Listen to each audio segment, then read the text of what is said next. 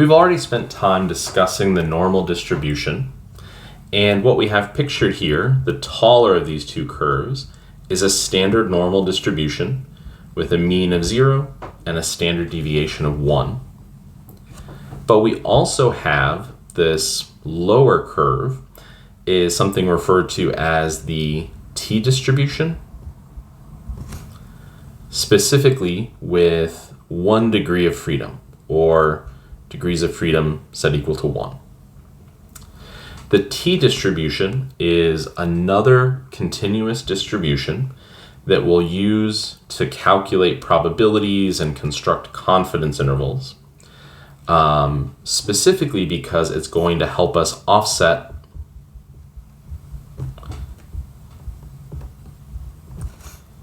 other unknowns.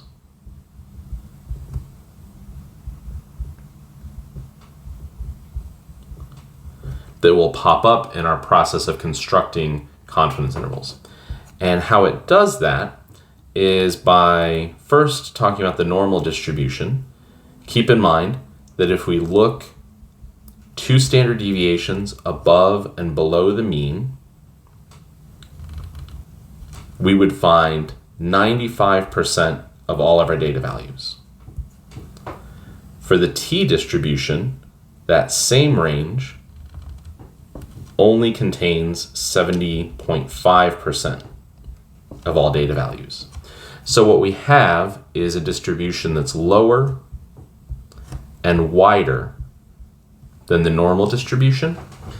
So we're using something that takes a little bit more width to capture the same percentage of data to, again, help offset for some unknowns and potential errors that we'll discuss as we get further into this process of constructing confidence intervals. One very nice thing about the t-distribution is that we can see pictured in this second graph, now we have a t-distribution with 10 degrees of freedom. And we can see that this lower curve is starting to get closer and closer to overlapping with that normal distribution curve. So what that tells us is that as we increase the degrees of freedom in a t-distribution, the t-distribution approaches a normal distribution.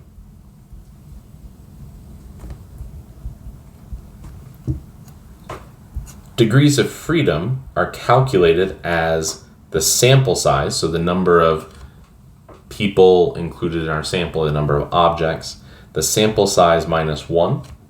So bigger samples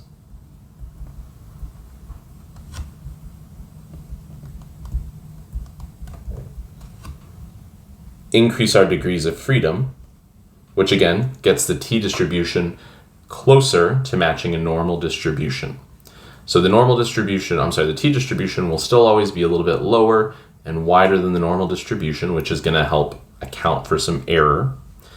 But as our sample size gets larger, that t-distribution is going to be a better and better approximation of the normal distribution. Apart from some of those factors, sort of the shape of it, everything else about the t-distribution is still very similar to the normal distribution.